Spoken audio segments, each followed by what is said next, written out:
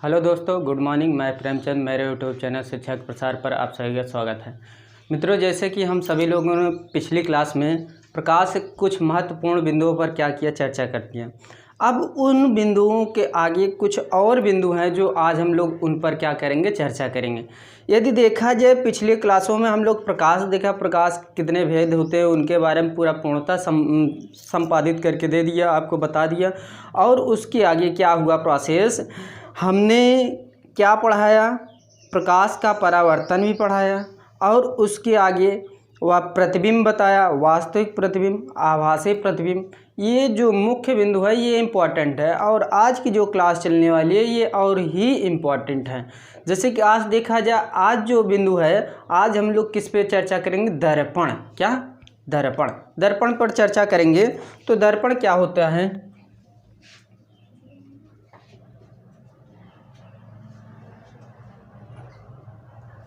देखिए दोस्तों, दर्पण वह युक्ति है, क्या?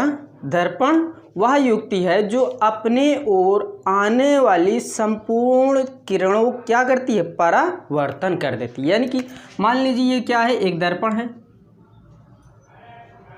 क्या है? एक दर्पण है।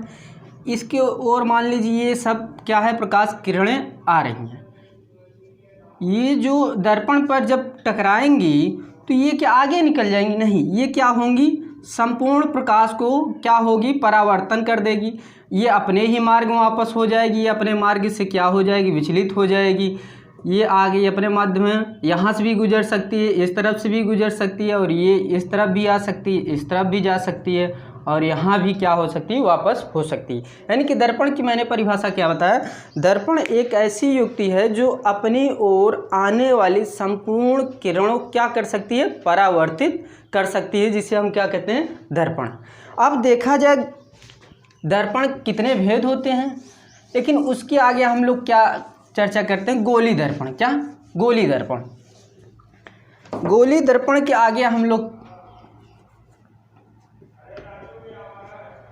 गोली दर्पण, इसको हम लोग चर्चा करने से पहले क्या देख लेते हैं, दर्पण के भेद। क्या? दर्पण कितने प्रकार के होते हैं? दर्पण मुख्यतः दो प्रकार के होते हैं। कितने प्रकार के? दो प्रकार के होते हैं। देखिए, एक होता है समतल दर्पण। समतल दर्पण।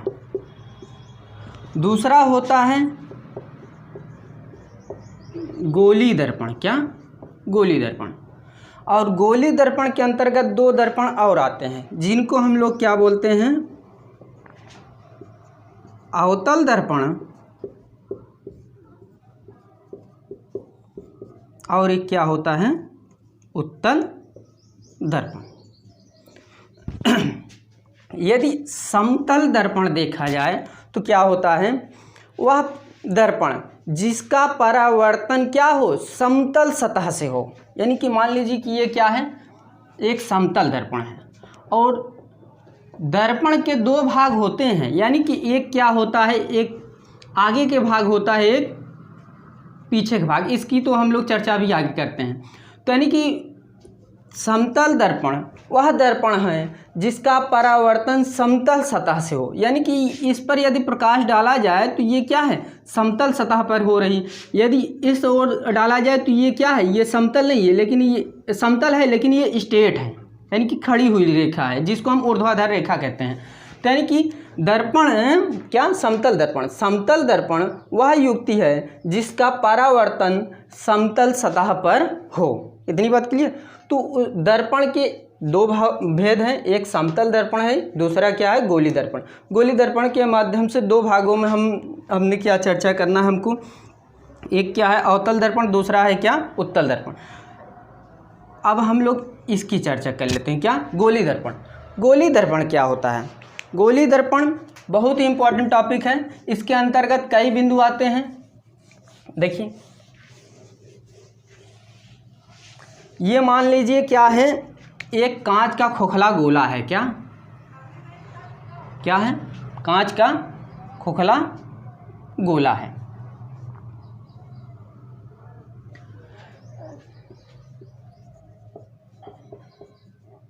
ये कांच का खोखला गोला है। कांच के खोखले गोले, क्या कांच के खोखले गोले को काट कर, इसको हम काट रहे, कहाँ से, इसको बीच से क्या की, काट दी। कांच के खोखले गोले से काट कर बनाया गया दर्पण गोली दर्पण कहलाता है। क्लियर, यानी कांच के खोखले गोले को काट कर बनाया गया दर्पण गोली दर्पण कहलाता है। इतनी बात क्लियर। अब देखिए, ये जो गोली दर्पण है इसके अंतर्गत दो भेद होते हैं, यानी कि एक अवतल दर्पण होता है, दूसरा क्या होता है, उत्तल दर्पण होता है। तो उसके पहले हम लोग क्या चर्चा करते हैं, अवतल दर्पण। क्या,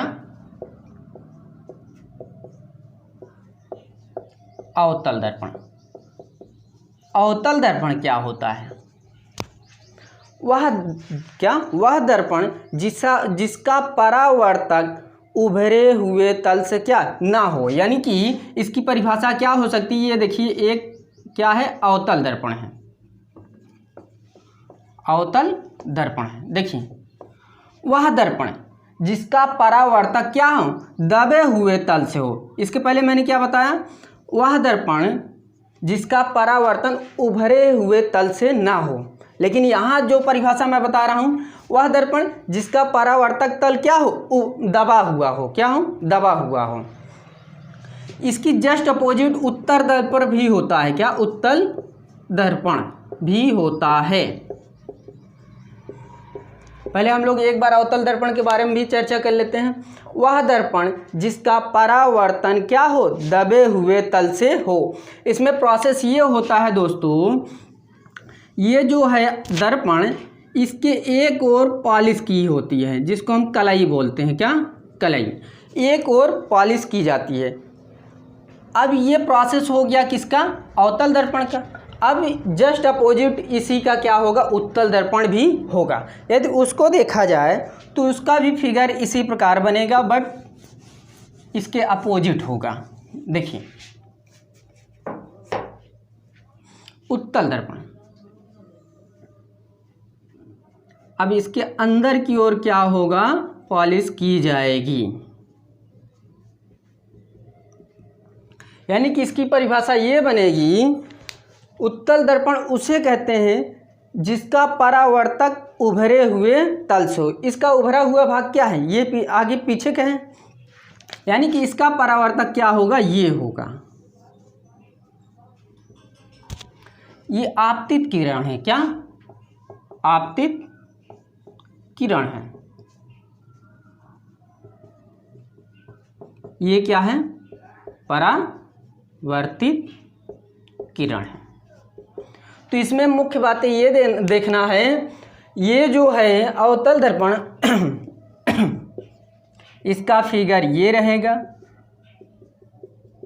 यानी कि इसकी बाहर की ओर क्या की जाएगी, कलाई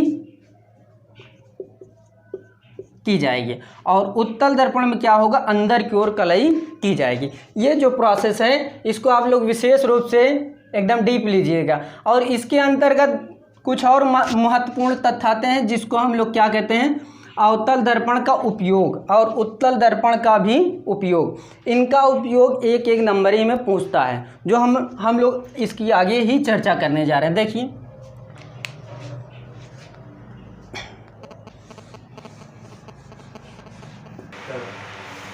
तो अवतल दर्पण का उपयोग, अवतल दर्पण का उपयोग बहुत ही इम्पोर्टेंट है। ये आपका उपयोग क्लास 10th और क्लास 12 में भी यूज होगा, यानी कक्षा 10 और कक्षा 12 में दोनों में यूज होगा। तो फिलहाल जितना टॉपिक मैं पढ़ा चुका वो सभी हाई स्कूल व इंटर के लेवल में है। यदि विस्तार रूप से देखा जाए, इंटर में कुछ और कड़ियाँ इसके साथ जोड़ी जाती हैं और हाई स्कूल में ये लिमिट तक है। जब इंटर क्लास चलाएंगे हम तो उसमें इसके साथ कुछ और महत्वपूर्ण लेंस दर्पण को ले आकर के इसके, यानी कि दर्पण फिगर के माध्यम से ये सभी क्या करेंगे, अच्छे रूप से बताया जाएगा। ये जो मुख्य बिंदु हैं 1, 2, 3 अवतल दर्पण से हैं, ये जो 2 बिंदु हैं ये उत्तल दर्पण से हैं। तो हम लोग पहले चलते हैं किस पे, अवतल दर्पण की। अवतल दर्पण के उपयोग में पहला उपयोग देखेंगे, डॉक्टर जब आँख, कान, गले आदि की जांच के लिए जो मशीन का यूज किया जाता है, यानी कि जो चश्मे का यूज किया जाता है या जो लेंस का प्रयोग किया जाता है या जो दर्पण का प्रयोग किया जाता है, वो क्या होता है, अवतल दर्पण का प्रयोग किया जाता है। यानी कि सॉरी, वहाँ से आप लोग लेंस हटा दीजिए, दर्पण ही सिर्फ रखिएगा। यानी डॉक्टर जब आँख की चेकअप, कान की चेकअप और गले की चेकअप करता है तो जिसके माध्यम से चेकअप करता है उसमें किस दर्पण का प्रयोग किया जाता है, अवतल दर्पण का प्रयोग किया जाता है। ये पॉइंट जब आपसे हाई स्कूल पूछेगा कि अवतल दर्पण का उपयोग लिखिए, आप 2 या 3 पॉइंट लिख देंगे तो आपको पूर्ण नंबर मिलेगा। क्लियर।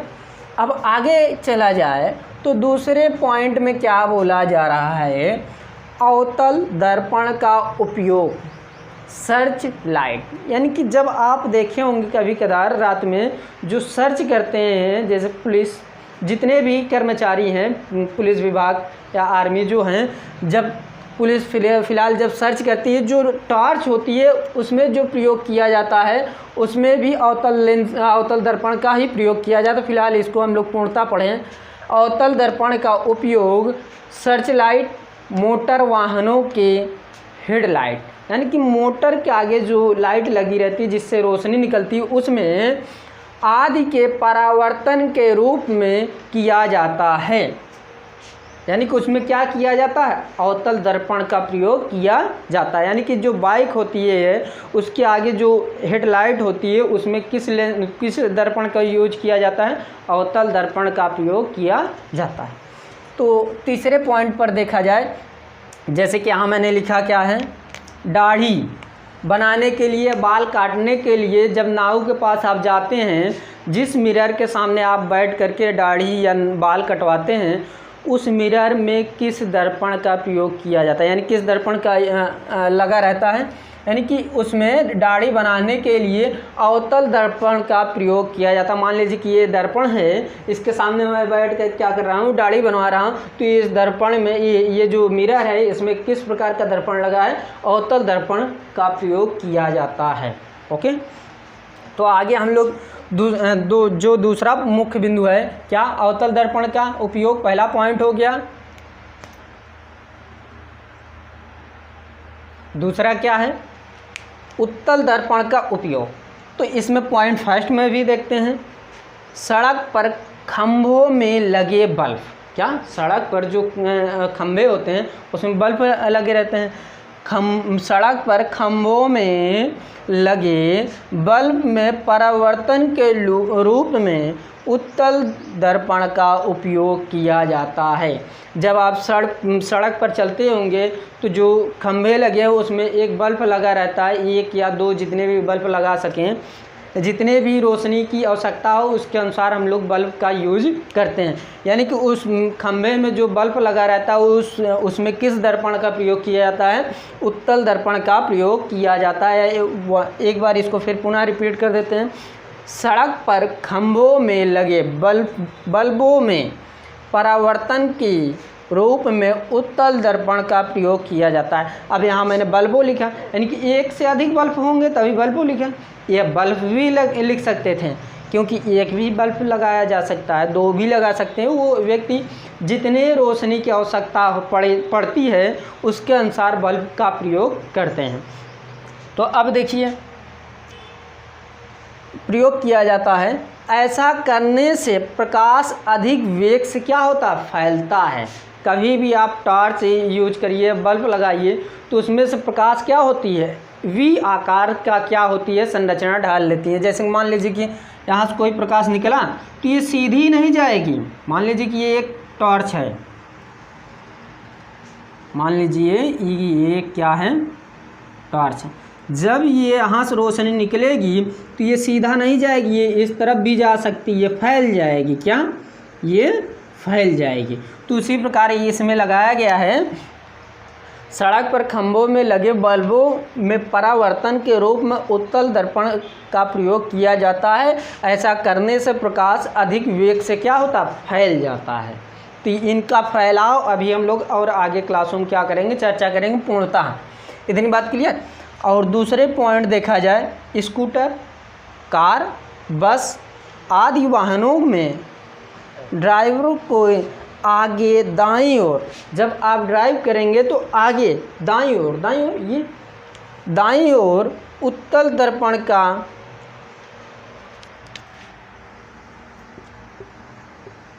प्रयोग किया जाता है। अब कहेंगे कहाँ दाईं ओर, तो दाईं ओर मिरर होता है। कभी कदार आप लोग बाइक में देखिए दोनों ओर मिरर लगे होते हैं, तो वो जो दोनों मिरर हैं या एक साइड मिरर है या दोनों साइड, तो उनमें किस दर्पण का प्रयोग किया जाता है? उत्तल दर्पण का प्रयोग किया जाता है। तो यहाँ सिर्फ मैं दाईं ओर लिखा हूँ तो ये भी सही है, आप दोनों ओर लिखेंगे तो वो भी सही रहेगा। तो ये जो मुख्य बिंदु है मैंने क्या किया, चर्चा करते। अब इसके आगे हम लोग गोली दर्पण से कुछ महत्वपूर्ण बिंदुओं पर चर्चा करेंगे। और जैसे कि देखा जाए, इसी पर देख लिया जाए, इसको रब कर देते हैं। अब देखिए,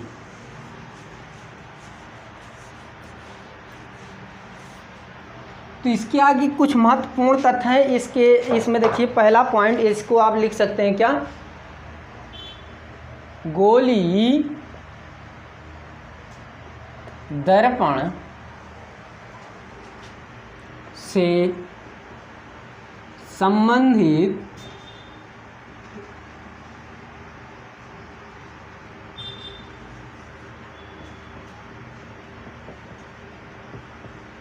संबंधित कुछ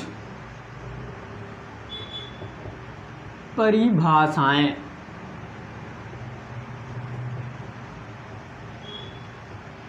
ये जो है इसमें से आपको क्लास 10th में 1 नंबरी में ये परिभाषाएं सभी में से किसी एक को बोर्ड में पूछा जा सकता है। इनमें से बोर्ड में एक परिभाषा इसमें से आती ही आती है। तो इसमें देखा जाए तो पहले इसको हम लोग लाइन वाइज का अध्ययन कराएंगे। पहला पॉइंट जो है इसमें क्या है, दर्पण का ध्रुव। दर्पण का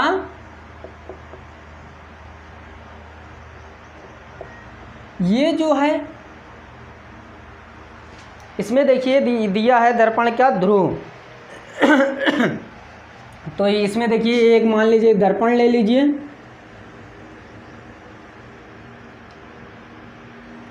ये क्या है, यदि इसको पूर्णतः देखा जाए तो ये क्या है, इस प्रकार हम लोग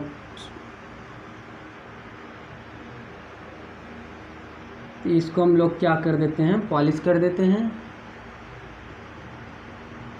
यहाँ देखा जाए तो ये मिरर क्या है, यहाँ से काट दिया गया, ये कट गया, देखिए। तो ये है क्या, दर्पण, ये मुख्य बिंदु दर्पण का ध्रुव। दर्पण के मध्य बिंदु, क्या, दर्पण के मध्य बिंदु, इसको हम लोग इस प्रकार पहले इसको नाम दे देते हैं। मान लीजिए कि ये क्या है, P है जिसको हम ध्रुव बोलते हैं, ये क्या है, F है, ये क्या है, C क्या है, वक्रता केंद्र। ये सभी हम लोग चर्चा आगे करने वाले हैं। तो इसमें देखा जाए गोली दर्पण के परावर्तक, इसमें परावर्तक क्या है, ये भाग है कि ये जिस ओर पॉलिश की जाती है यानी कलई की जाती है वो क्या होता है, परावर्तक तल नहीं होता, जिस ओर पॉलिश की जाती है। दर्पण का परावर्तक तल, इसका परावर्तक तल क्या है, यहाँ से लेकर के यहाँ तक दबा हुआ भाग क्या है, हमारा परावर्तक है। ध्यान से देखिए, दर्पण के परावर्तक तल के मध्य बिंदु क्या कहेंगे हम, दर्पण का ध्रुव। दर्पण के परावर्तक तल के मध्य बिंदु, इसका परावर्तक ये पूरा यहाँ से लेकर के यहाँ तक है, इसका मध्य बिंदु क्या है, ध्रुव है, इसी क्या कहेंगे हम, दर्पण का ध्रुव। तो इसको आप लोग परिभाषित लिख सकते हैं क्या, दर्पण के परावर्तक तल के मध्य बिंदु को क्या कहेंगे हम, ध्रुव कहेंगे, दर्पण का ध्रुव। क्लियर। ये आप लोग चाहे फिगर यहाँ से इतना बना लीजिएगा, इसको चाहे बनाइए या ना बनाइए, सिर्फ इतना। तो आप लोग इसको लिख सकते हैं क्या, ये मेरा है क्या, परावर्तक तल, यानी कि ये प्रोसेस हो गया मेरा दर्पण का ध्रुव। दूसरा बिंदु देखा जाए तो दूसरा बिंदु क्या है,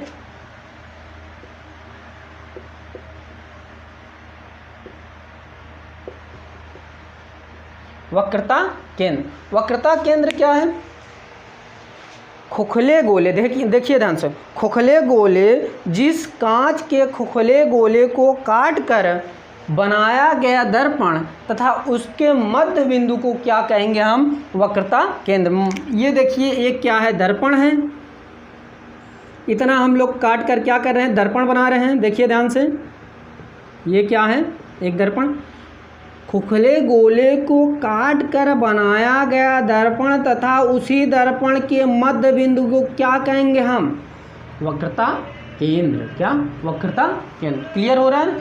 ये सभी पॉइंट को आप लोग क्या करेंगे, नोट करते चलिएगा, कितनी पॉइंट हम लिखवा सकते हैं।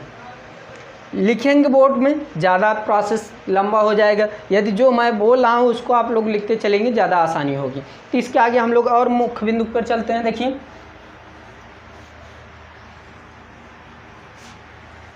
मुख्य अक्ष, मुख्य अक्ष किसे कहते हैं, दर्पण के ध्रुव। दर्पण का ध्रुव इसमें क्या है, दर्पण का ध्रुव P है, जिसको हम P से डिनोट करते हैं। दर्पण का ध्रुव P तथा वक्रता केंद्र C। वक्रता केंद्र को किससे डिनोट करते हैं, C से। दर्पण के ध्रुव तथा वक्रता केंद्र को मिलाने वाली रेखा को दर्पण का मुख्य अक्ष कहते हैं। इसे PC से प्रदर्शित करते हैं। किससे, PC मतलब ये जो है, इनकी दूरी मान लेते हैं क्या, R। तो यानी कि PC बराबर क्या हो जाएगा, R ही तो होगा ना। तो यानी कि इसको हम लोग ये नहीं लिखेंगे, तो सिर्फ ये समझेंगे कि इसे PC से प्रदर्शित करते हैं। एक बार पुनः देख लेते हैं। दर्पण के ध्रुव तथा वक्रता केंद्र को मिलाने वाली रेखा दर्पण का मुख्य अक्ष कहलाता है। दर्पण का ध्रुव तथा वक्रता केंद्र को मिलाने वाली रेखा को दर्पण का मुख्य अक्ष कहते हैं। इसे हम PC से प्रदर्शित करते हैं। आगे देखिए, वक्रता केंद्र। वक्रता केंद्र किसे कहते हैं, इसकी भी परिभाषा बहुत नॉर्मली रूप से समझते हैं। गोली दर्पण, जिस खोखले गोले का भाग होता है उसकी त्रिज्या, मान लीजिए कि ये गोली दर्पण है, इसको यहाँ से मैंने क्या किया, काट दिया। देखिए यहाँ से काटा और ये क्या हो गया, दर्पण बन गया। और इसका केंद्र क्या है, C।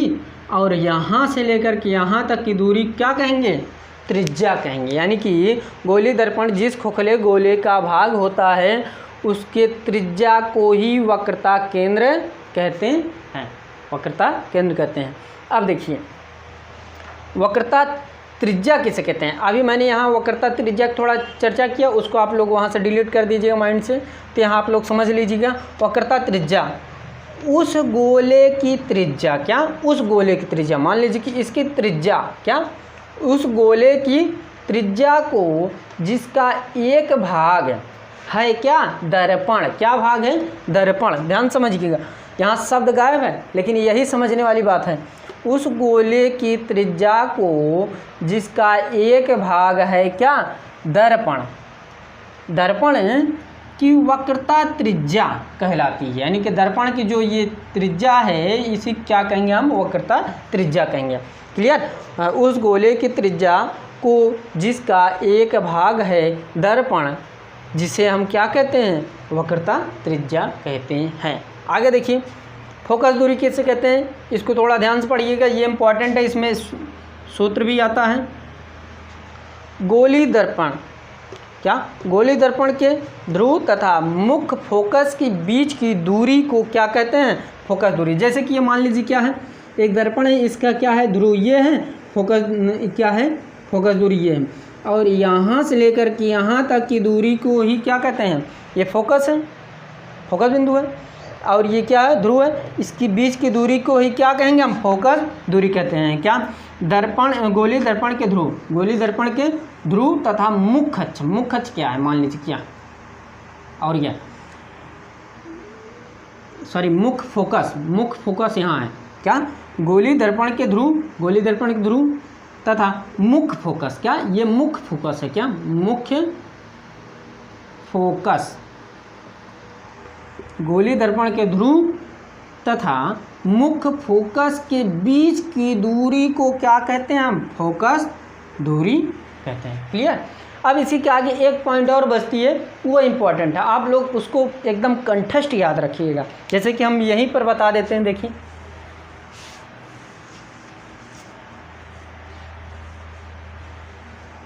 ये इम्पोर्टेंट है।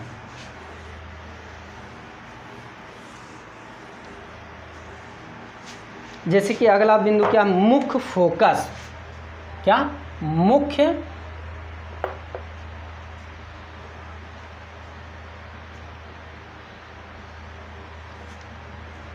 क्या है, मुख्य फोकस।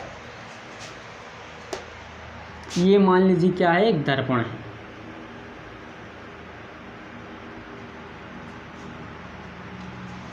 मुख्य फोकस बिंदु है, इस पे हम लोग क्या करते हैं, दर्पण के मुख्य अक्ष के समांतर, क्या है ये दर्पण का मुख्य अक्ष है जिसको P से डिनोट करते हैं। दर्पण के मुख्य अक्ष, दर्पण के मुख्य अक्ष के समांतर चलने वाली प्रकाश की किरणें, क्या मुख्य अक्ष के समांतर चलने वाली प्रकाश की किरणें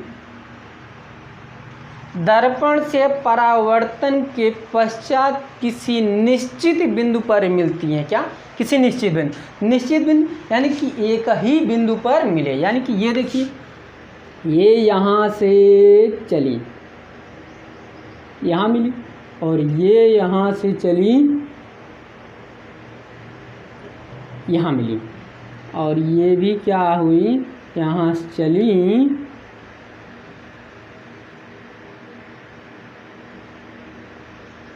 एक ही बिंदु पर मिल रही। देखिए ध्यान से,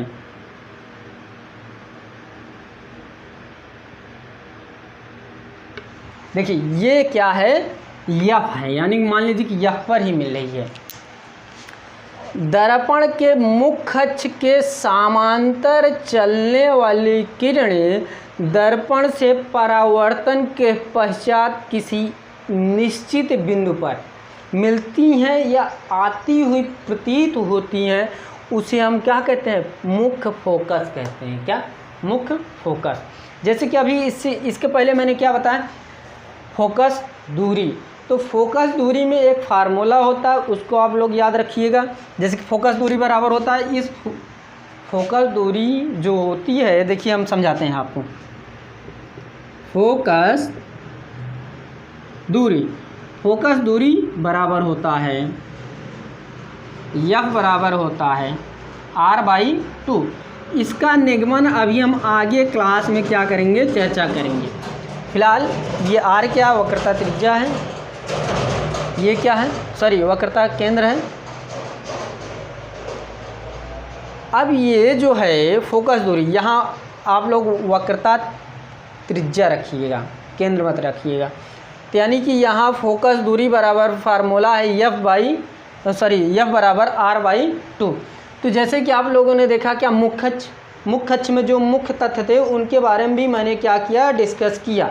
और इससे पहले जो भी बिंदु थे उन पर भी क्या किया, डिस्कस किया। और इसके आगे कुछ और मुख्य बिंदु हैं जो हम लोग आने वाले क्लासों में क्या करेंगे, चर्चा करेंगे।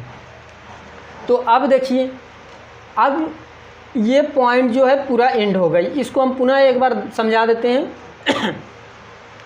दर्पण के मुख्य अक्ष के समांतर चलने वाले प्रकाश किरण दर्पण के परावर्तन के पश्चात किसी निश्चित बिंदु पर मिलती हैं या आती हुई प्रतीत होती हैं, उन्हें हम क्या कहते हैं, उन्हें हम मुख्य फोकस कहते हैं। तो मित्रों, यदि आपको मेरी वीडियो पसंद आ रही है, प्लीज़ लाइक कीजिए, शेयर कीजिए और कमेंट करना ना भूलिए। तो आज क्लास हम लोग यहीं पर समाप्त करते हैं। थैंक यू वेरी मच, धन्यवाद।